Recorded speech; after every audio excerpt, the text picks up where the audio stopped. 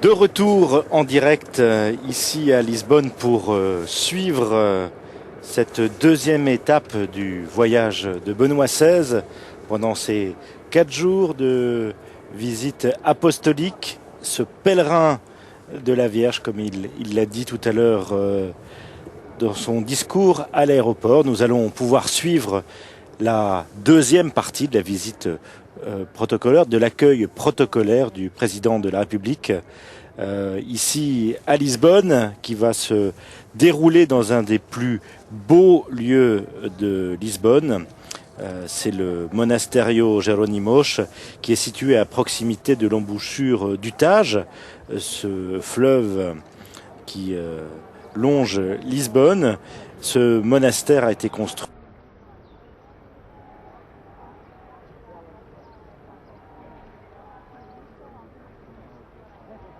les différents problèmes causés par le fameux nuage islandais. Eh bien, le pape, l'avion du pape a pris une route un petit peu différente de la route directe, et le pape a donc survolé une partie de la France, et le pape a envoyé un télégramme au président de la République française, son Excellence Monsieur Nicolas Sarkozy, et je vous lis le texte que le pape a envoyé au président Sarkozy. Alors que je survole le territoire de la République française, me rendant en voyage apostolique au Portugal, je suis heureux de saluer votre Excellence et de lui exprimer mes souhaits déférents pour sa personne et pour tous ses compatriotes.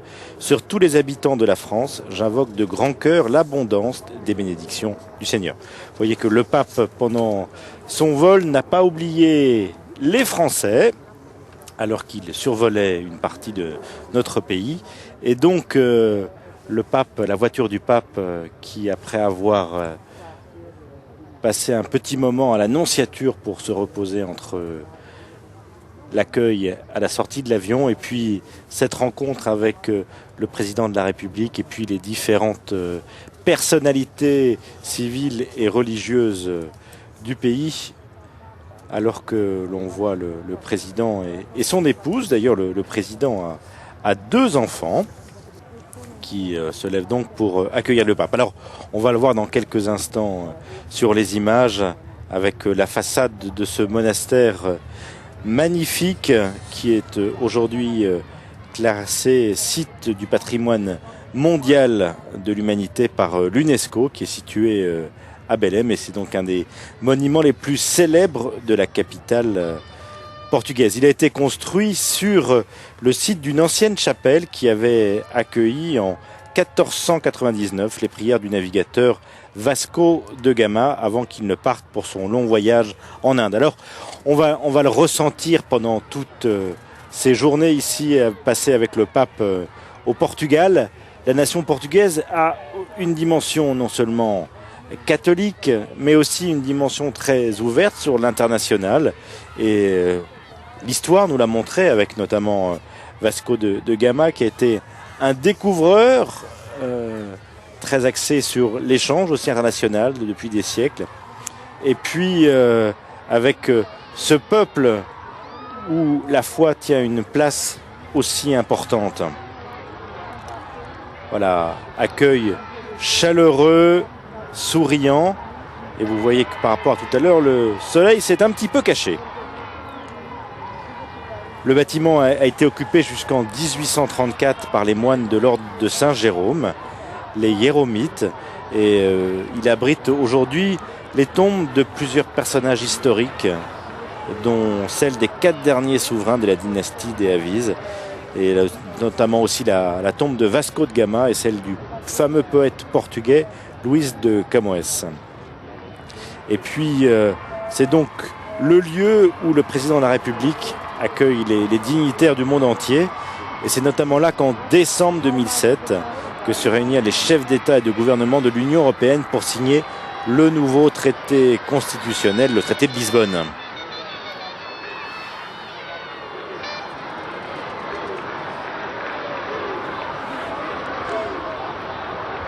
Alors c'est la deuxième partie de la cérémonie protocolaire d'accueil où nous avons eu les discours à l'aéroport, et voilà maintenant les honneurs militaires qui sont rendus au pape, au président de la République.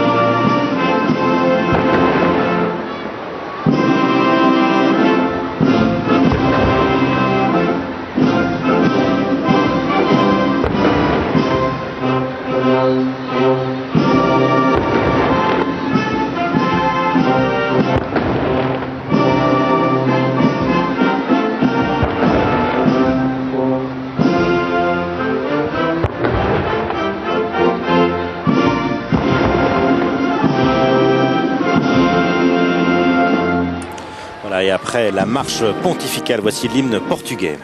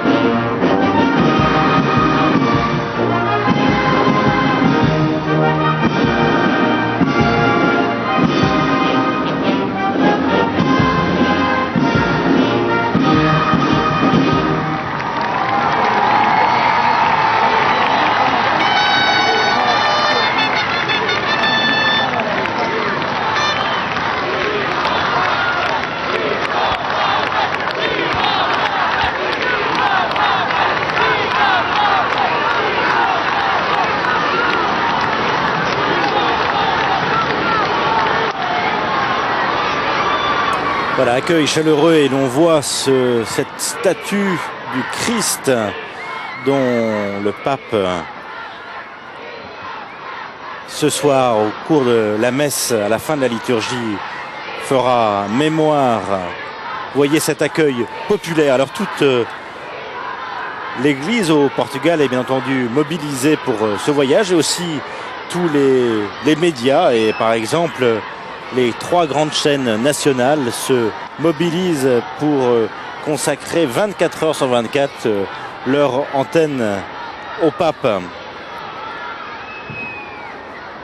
Et vous avez pu entendre pendant la marche pontificale les salves de canon, honneurs importants qui ont été rendus au pape à travers les bateaux militaires qui longeaient le pape. Et voici maintenant les honneurs militaires, voilà, qui vont être rendus au pape avec ce Christ obrigado. Merci.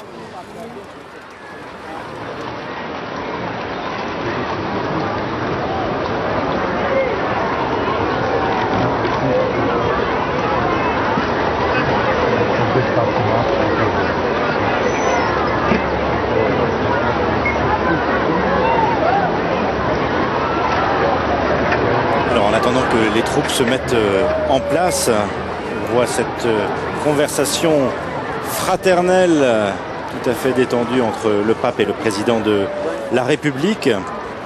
Le Portugal a un système présidentiel où le président de la République, qui est élu pour 5 ans au suffrage universel direct, dispose de pouvoirs limités. C'est le Premier ministre et les membres du gouvernement qui sont vraiment aux charges des affaires publiques.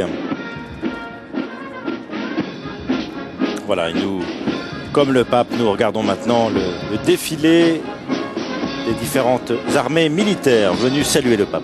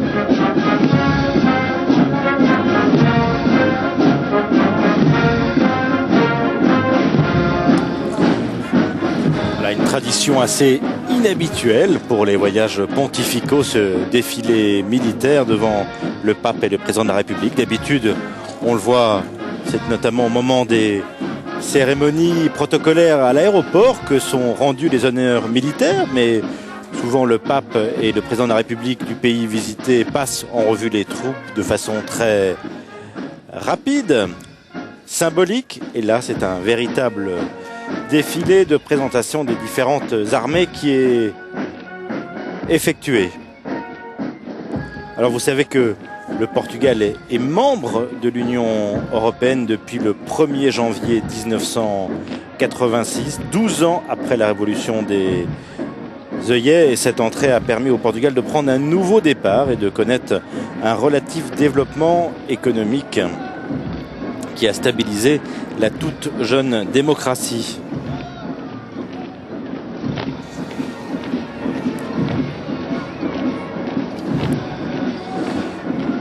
Et le Portugal est en avance sur un certain nombre de choses, notamment par rapport à la France. Par exemple, les femmes ont obtenu le droit de vote en 1931 et la peine de mort avait été abolie en 1867, bien avant que la France ne prenne cette décision-là.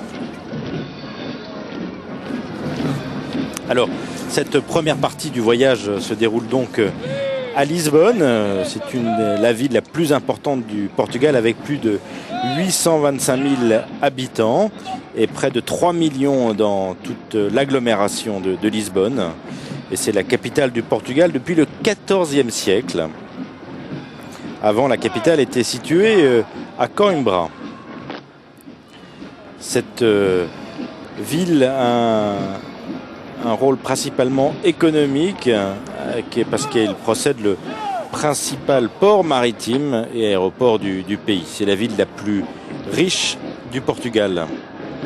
La deuxième ville la plus importante du Portugal, c'est Porto. Nous y serons à la fin de la semaine puisque le pape terminera son séjour au Portugal dans cette grande ville après avoir visité Fatima.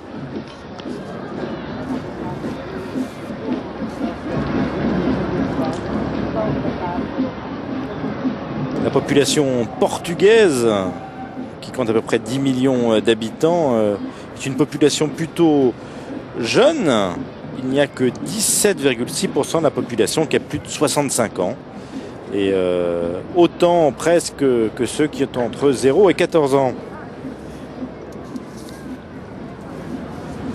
Et puis le Portugal, c'est une culture importante, cette culture qui trouve ses racines dans la culture latine. et aussi dans un mélange de cultures celtiques, pré-romaines et ibériques. Alors, nous le voyons à l'image en ce moment, de nombreux Portugais se sont mobilisés pour l'accueil du Saint-Père, et on le verra particulièrement ce soir à partir de 19h15 heure de la France, puisque vous le savez qu'il y a une heure de décalage horaire où le pape célébrera une grande messe à Lisbonne. Et après avoir reçu les honneurs militaires, le pape va maintenant aller prendre un moment de méditation dans l'église de Santa Maria de Belém, qui est une des églises très importantes pour l'histoire de Lisbonne. Alors le Saint-Père est accompagné par le président de la République et son épouse, et le cardinal Policarpo, qui est l'archevêque de Lisbonne. Alors vous savez que l'église portugaise est très vivante. L'église comporte 21 diocèses et près de 4400 paroisses. Il y a à peu près 3800 prêtres au Portugal, 2800 prêtres diocésains et près de 1 millier de religieux prêtres. Il y a 5700 religieuses et près de 600 laïcs qui sont membres d'instituts séculiers. Et il y a aujourd'hui 52 évêques au Portugal en activité ou à la retraite.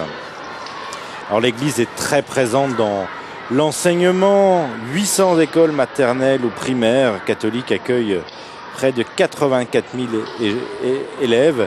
Et puis il existe aussi 80 collèges et lycées catholiques, ainsi que 27 universités ou instituts d'études supérieures. Et puis bien entendu, l'église est présente dans toutes les œuvres, les hôpitaux, les dispensaires, les maisons de soins ou les maisons de retraite, les orphelinats, 55 centres familiaux pour la protection de la vie, ainsi que de nombreux centres spéciaux d'éducation ou de rééducation sociale. Alors, l'Église et l'État ont été formellement séparés pendant la Première République portugaise. C'était il y a 100 ans, en 1910. Et le Saint-Père, tout à l'heure, à l'aéroport, a fait mention justement de cette séparation avec cette saine laïcité. Voilà, nous voici maintenant dans l'intérieur de ce monastère de Belém.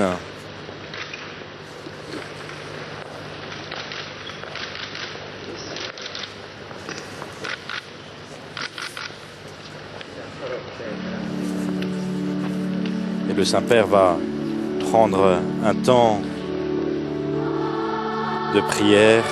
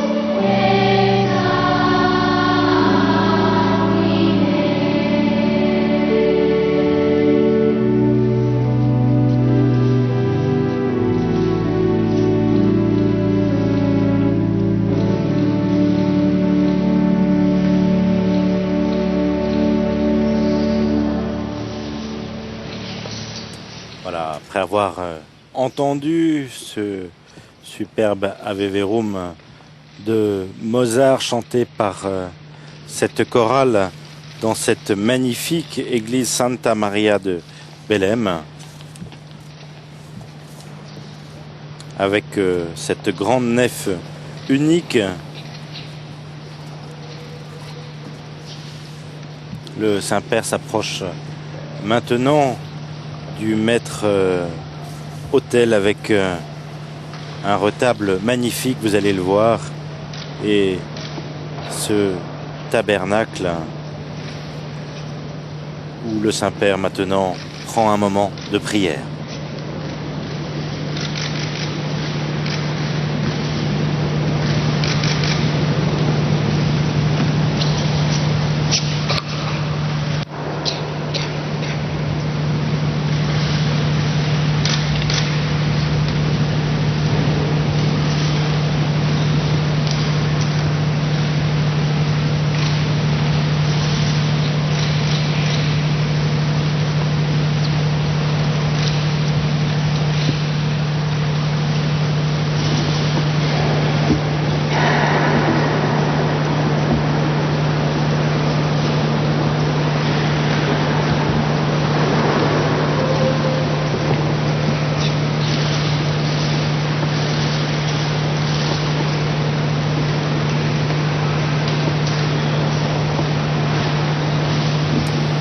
Voilà, ce retable que nous découvrons maintenant à l'image est un des chefs-d'œuvre baroques ici à Lisbonne. Vous avez pu voir la taille importante de ce tabernacle, montrant l'importance qui est faite à cette hostie, Jésus présent dans cette hostie, ici dans ce superbe église Santa Maria de Belém. Là,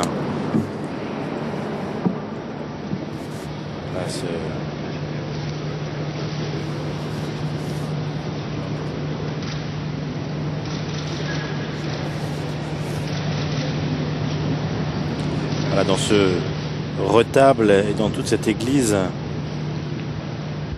il y a des scènes importantes de tableaux sur la vie du Christ.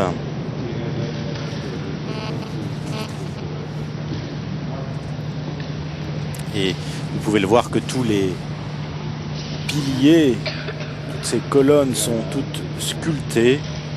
C'est un véritable travail de dentelle et de perfection fait par tous les artisans portugais dans cette magnifique église.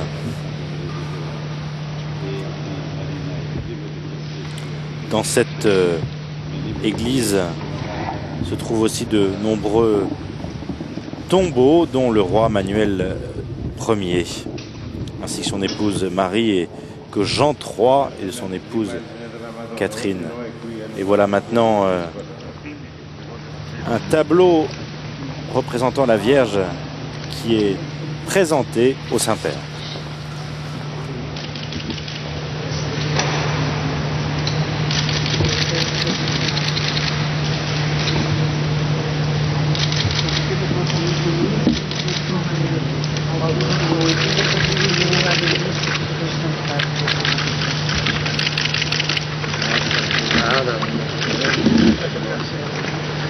Grazie a voi. Grazie.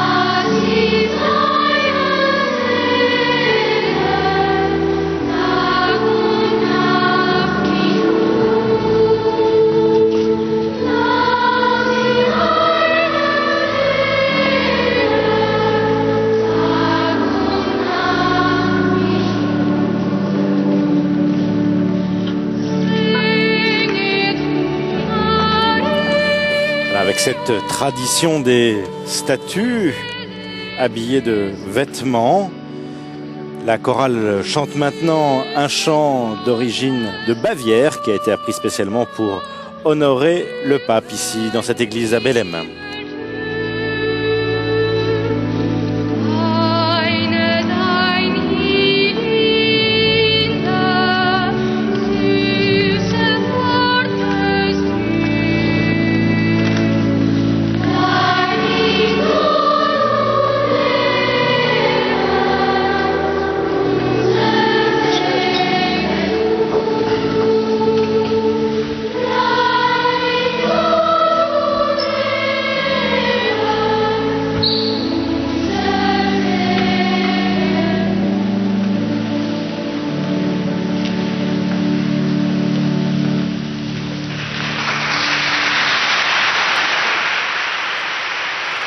Et maintenant, c'est ce cloître magnifique de ce couvent de Los Jerónimos que le pape découvre.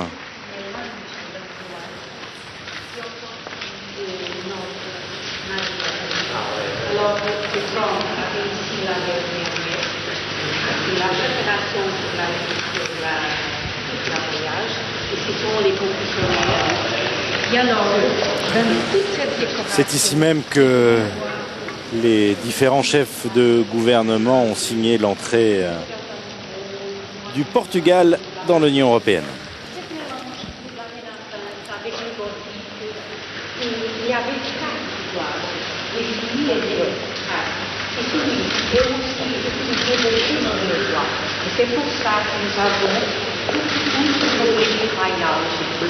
Mélangé avec tout vêtement lié à l'ordre de Saint-Jérôme, mais surtout nous sommes dans un local où nous pouvons faire toute une lecture de l'art. Alors, si nous commençons à regarder tous ces motifs, nous pouvons voir sont tous pour une grande présentation de foi. Et vous voyez que la personne qui donne des renseignements au pape sur l'architecture de cette magnifique cour le fait avec un peu de français, un peu de portugais.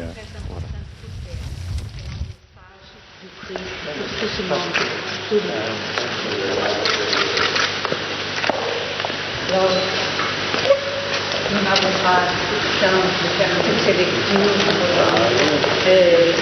mais ici nous prévoit, ici le navigateur. Avec Bach Badal, pour l'âme de découvrir le chemin maritime. Et puis une vraie surprise, c'est pas la firme d'être de Lisbonne. Oui, avec la signature du préfet de Toulouse. Parce qu'on se trouvait que ce local était bien un local de rencontre.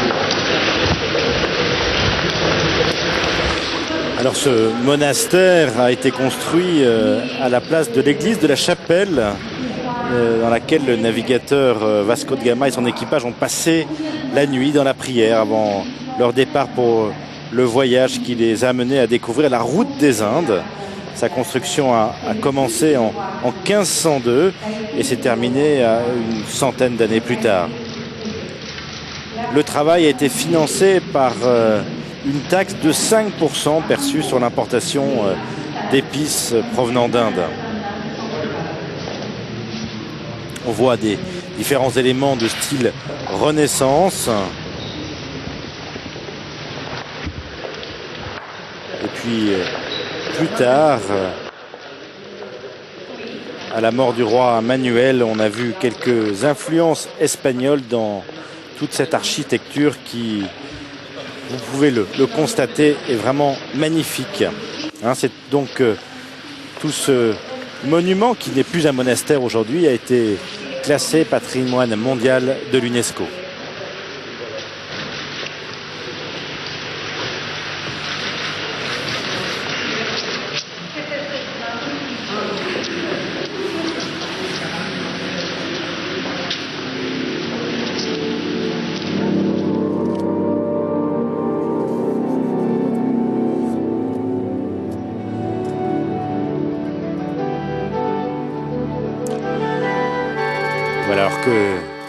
les images nous détaillent la beauté de ce Christ sur la croix dans cette église Santa Maria de Belém. Et alors que le chœur quitte cette église, on voit les choristes s'agenouiller en signe de vénération devant cet autel avec ce retable si important et si beau. Et voici maintenant une vue aérienne importante de Lisbonne avec ce fameux pont dont nous aurons à reparler sûrement au cours des prochaines émissions. Alors, nous allons quitter le direct puisque maintenant le pape Benoît XVI va se rendre à quelques centaines de mètres au Palazzo di Belém, au palais de Belém, pour une visite de courtoisie privée au président de la République, monsieur Aníbal Cavaco Silva. Et nous nous retrouverons, nous, en direct à partir de 19h15 pour suivre la célébration de la messe célébrée avec les dizaines de milliers de Portugais présents sur cette grande place que nous découvrirons tout à l'heure à Lisbonne. Merci de votre fidélité. On se retrouve donc à partir de 19h15 en direct de Lisbonne, 19h15 heure de Paris. Pour nous, il sera 18h15. Merci de votre fidélité. À tout à l'heure. Au revoir.